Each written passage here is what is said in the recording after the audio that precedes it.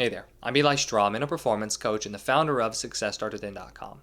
In this series, I'm reading stories from my new short story collection titled Mind Games, and if you would like your own copy of the book, I've put a link to it in the description below. Now, each one of these stories covers a different athlete, who's playing a different sport, and it talks about the challenges that they're experiencing and how they work through each mental game challenge. Now, in the last episode, I shared the story of a young swimmer who was dealing with really, caring parents, but parents who put a lot of pressure on her and have very high expectations for her. And if you'd like to watch that video, I'll put a link to it right here.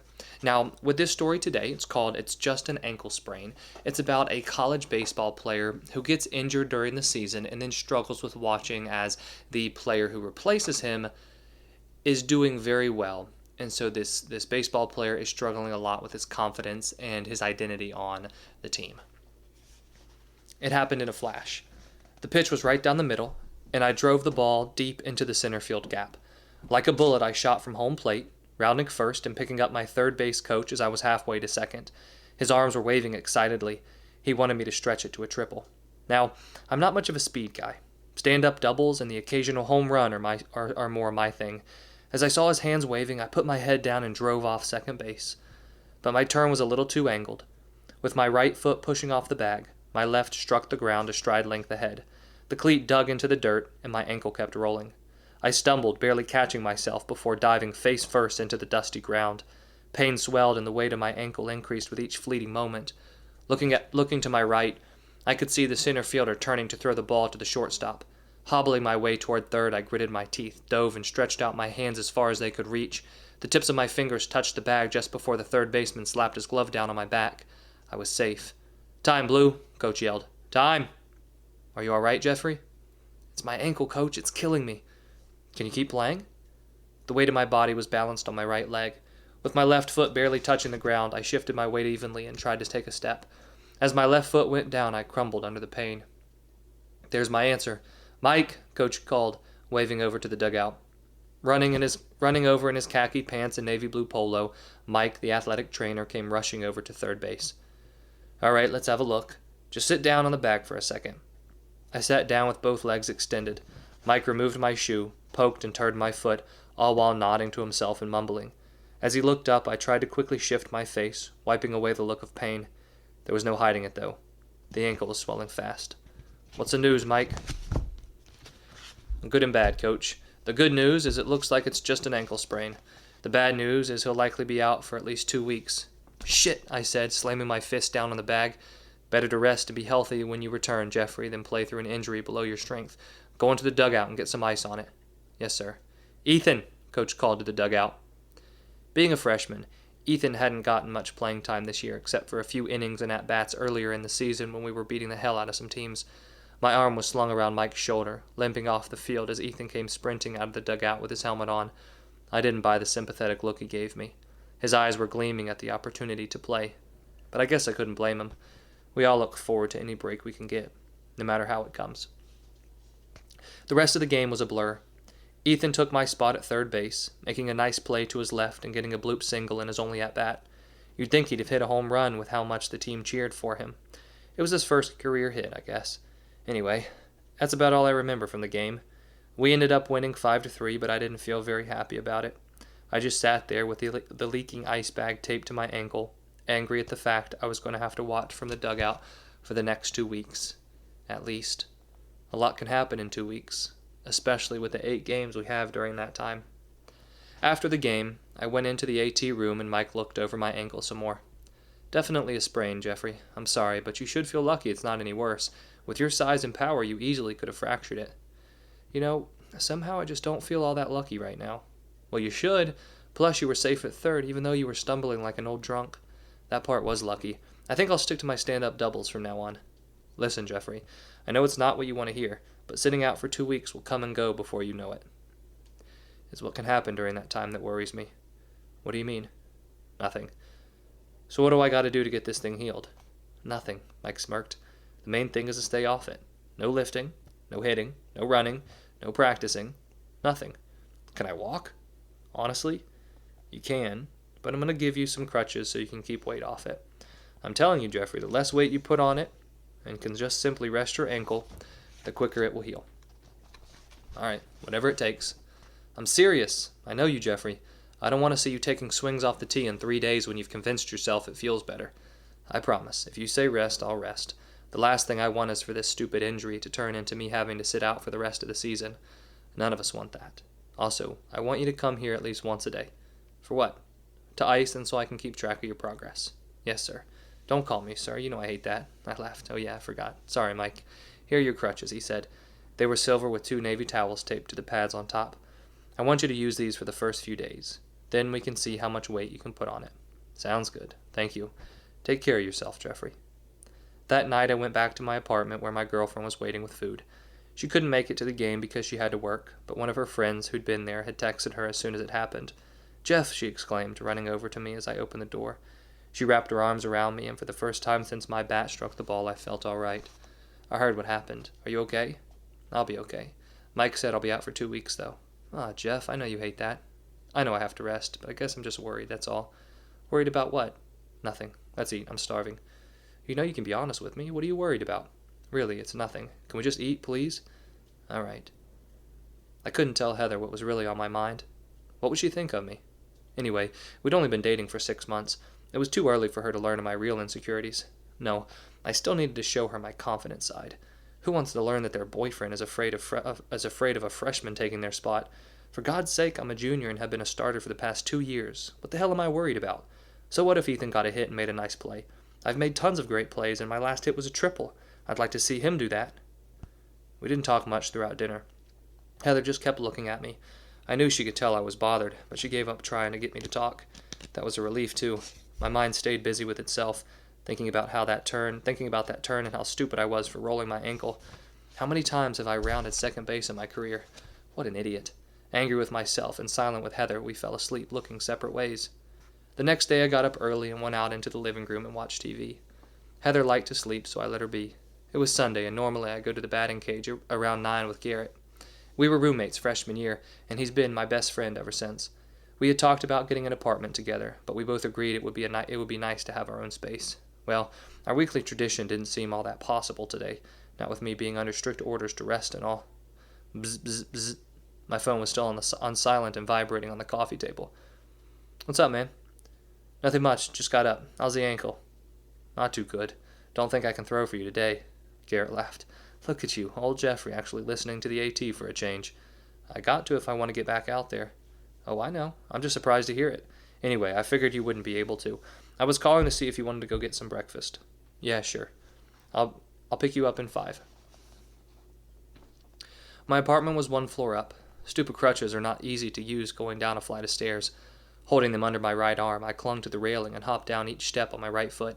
By the time I got to the bottom, it wasn't but a minute later that Garrett pulled up in his blue Jeep Compass. We ate breakfast at a small, old-school diner downtown. We'd found it one morning after a party freshman year and had been going back ever since. How are you holding up? Garrett asked as a young waitress set down a pile of pancakes topped with roasted pecans and a side of eggs in front of him. Honestly, I began, as I dug into my omelet. Not too great. Why? It's just an ankle sprain. I know.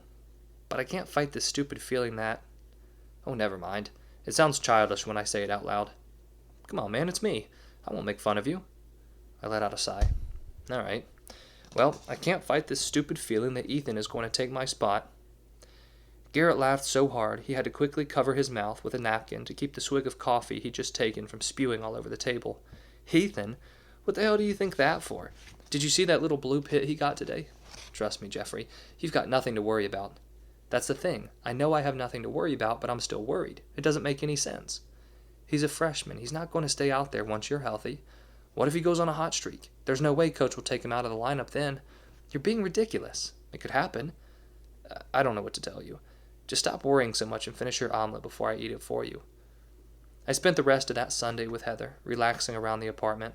We went for a drive later in the evening, watching the sun set as we cruised down an empty back road. She drove and I just rode with the window down. The air was cool, brushing against my face, with the crutches rattling in the back seat. Still, though, I didn't tell Heather what was honestly on my mind. I think to her, I was simply upset about the fact I couldn't play for 2 weeks. She didn't know of the true fear filling my head. The next 2 days were uneventful. I had class, went to see Mike as he had ordered, and watched practice. The work with Mike was good, especially since it felt as though I was making progress each time he iced my ankle. Class was all right, too. My professors had been made aware of the fact that I was on crutches, and so I was given a free pass to be late since I couldn't walk the length of campus as quickly. I didn't want to tell them Heather had been driving me to each building. Practice was the most difficult. I loved training and especially hitting on the field. There's nothing like the feeling of taking batting practice and watching as the ball flies off your bat deep into the outfield. It's strange the small parts of the game you miss when you're forced away. As I stood leaning over the fence in front of the dugout, watching the guys practice, it wasn't the cheer of the crowd after getting a hit or the sight of a win up on the scoreboard I missed the most.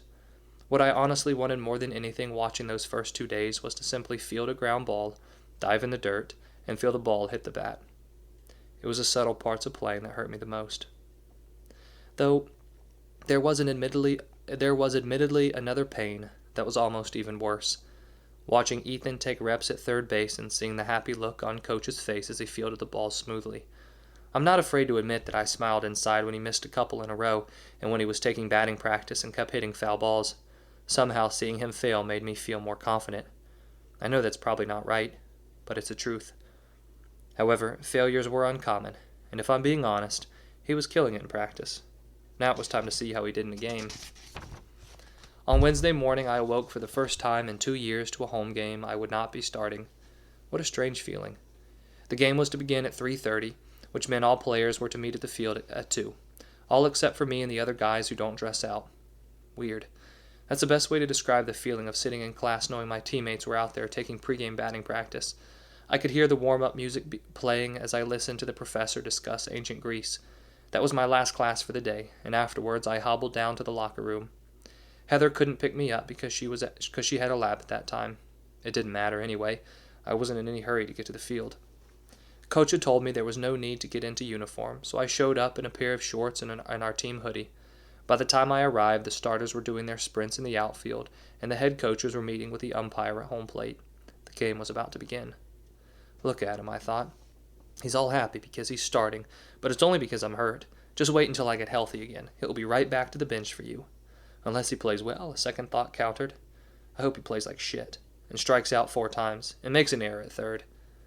These kinds of thoughts kept coming. I knew it wasn't right for me to be thinking such things. I mean, he's my teammate after all. I should want success for him. But my own insecurities felt safe picturing him failing horribly and the entire team wishing for me to be back out there. Yeah, that thought felt good. What happened was the exact opposite. I normally hit in the 4th spot in the lineup, and so for this game, Matt, our center fielder, moved to my spot, and Ethan hit in his place at 5th. The top of the first inning went by with 3 quick strikeouts. In the bottom half, our first 3 guys all gone on. Bases were loaded. Matt came up and hit a sacrifice fly to deep right field, scoring Danny from third. Now came Ethan's at-bat. He strode up to the batter's box with more confidence than I would have liked to see. The first pitch was a ball. Second pitch came in as an odd early count slider. Ethan swung as the ball broke into the dirt. I had to hide my smile. The next pitch was another ball, this time getting past the catcher and the runners on base advanced. They were now standing on second and third. Lifting his leg, the pitcher went through his delivery, releasing a loopy curveball that swam through the air and met perfectly with the barrel of Ethan's bat. There it went, soaring through the afternoon sky and over the high fence in left field. He'd hit a home run. What the hell is wrong with me, I thought to myself. He's my teammate. I should be happy for him. I hit my first home run when I was a freshman. It's a great feeling. Plus, Ethan's a nice guy. My reasoning did little to help the growing feelings of jealousy and anger as I watched him slowly trot around the bases. He was met with many handshakes and smacks on the helmet as he came rushing into the dugout. I had to force myself to go over and congratulate him. Nice hit, Ethan. You really crushed that one, I said through gritted teeth. I felt like you out there, Jeffrey. Hey, Jeffrey, one of the other guys called out. You better watch out. Ethan's coming for your spot. A fake smile formed on my face as all the other guys laughed playfully. I knew it was a joke, but to me it felt all too possible. My greatest fear had been realized. Not only was Ethan playing well, but he'd hit a damn home run. It didn't get much better as the game progressed. He made a nice diving play at third base and got 2 more hits, a single and a double. After the game, I spent little time in the locker room listening to the sounds of celebration. I quickly made my way to Mike's office, sitting down on one of the tables as he wrapped my ankle in ice. That was some hit Ethan had. he said. Yeah, it was great. Mike laughed. You don't have to put on a face for me, Jeffrey. While you may not have spent much time in here over the years, I've gotten to know you by watching you play. I can tell you're a competitor, and I can't imagine it was fun to see the guy who took your place play well. It sucked. Look, I'm sure this isn't what you want to hear, but you've got nothing to worry about. That's what everyone keeps saying. After the game, I just drove. I know I wasn't supposed to, but I didn't want to talk to anyone. Not Garrett, not Heather, no one. But as I went down the lonely highway, turning off toward a back road that went through the country, I realized there was one person whom I felt I should call. Taking my phone off the passenger seat, I pressed the side button until I heard a ding. Call Coach Pat, I said. At the beginning of freshman year, I was struggling. Not just with the adjustment to college, but with my confidence on the baseball field. There was a tremendous amount of pressure on me to be a starter my freshman year, or so I thought. Most of the pressure came from myself. Anyways, I needed help.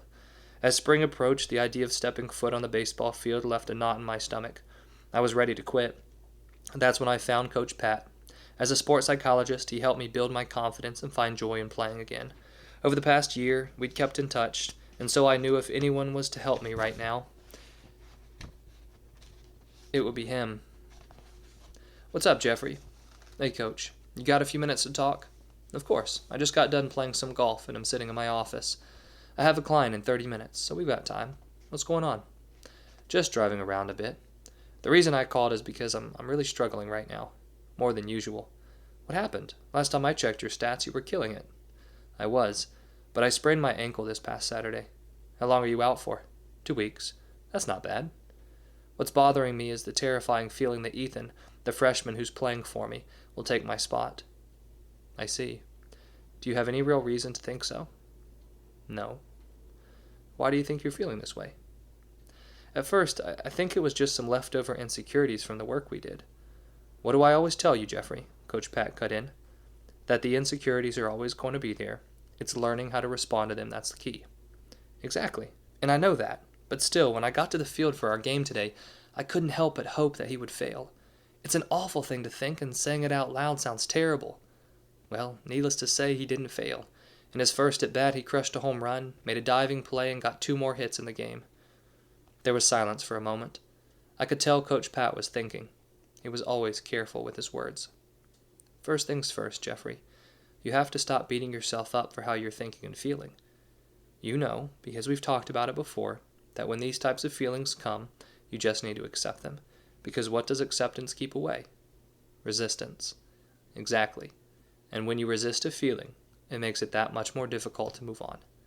Now, in terms of wishing ill upon your teammate, you know that's not right. But not necessarily because it's mean. But why? Because it means I'm focusing on something I can't control. See, what do you need me for? You already know all this. Coach Pat laughed. Just because I know it's bad doesn't make it any easier not to do. The fears are still there. Of course they are. But what is the best remedy for feelings of fear, anxiety, and insecurity? Action. Right. Now, what type of actions are you taking right now? Worrying about what's going to happen in the future and wishing for my teammate to fail? And is any of that action helpful? No. No, it's not. What we need to do is get you working toward action that will actually help you. To do that, I want you to think about everything right now that is within your control. I thought for a moment and then replied, I guess I can control how I feel. I can also control how well I rest my ankle, and that seems about it right now. Those are both great. Remember, we can sum up what is within your control to your attitude and your responsibilities. That's what you focus on during games, and the same is now true with you injured. Your attitude is how you're thinking and the approach you take to each day. Right now, your attitude is kind of shit, is it not? Pretty much. You need to change that. How could you approach practices and games right now? Well, I guess I could be grateful that I'm only out for 2 weeks, take the opportunity to watch the game and learn, and also be a supportive teammate to Ethan and the rest of the guys. I love that. Now let's think about your responsibilities. To rest. What else? That seems about it right now. What about mental training? Remember the mental imagery exercise I taught you? Yeah. Well, you have the responsibility right now to ensure your confidence is as high as it can be when you return. One thing you can do is make sure you're practicing mental imagery every day. Go through at-bats and see yourself field ground balls at third. You and I both know you have the time. I hadn't thought about that. That's something I could do while I'm watching practice. Exactly. Do you see how all of that is a more productive way of approaching each day than worrying about your teammate and how well or badly he's playing? Yeah, I do. Thanks, Coach Pat. That's what I'm here for. Just always remember, Jeffrey, we don't get to choose what happens to us, but we do get to choose how we respond. Stay focused on what you can control, and everything will be okay. Yes, sir, I will. Thank you. Let me know if you need anything else. Talk soon. I will. Have a good night. I had reached the end of the road. In front was a wooden fence that led to a farm. A few cows were standing together, and they looked up as my brakes squealed in front of the stop sign. Nobody was coming left or right, so I turned the wheel and spun the car around. Driving back toward my apartment, it was as though a complete shift had been made. The words of Coach Pat echoed in my mind. No matter what the next couple of weeks would bring, I'd be ready. All I had to do was make sure, each day, I focused on what I can control. The rest would take care of itself. I hope you enjoyed this story about Jeffrey and dealing with, an injury during the season, and especially if you, are feeling insecure or you're lacking confidence returning to play. Like I said, if you'd like to get your own copy of Mind Games, I've put a link to it in the description below. And if you are interested in the one-on-one coaching I offer, I'll put a link in the description below to learn more about that as well. Thank you for watching, thank you for listening, and I wish you the best of success in all that you do.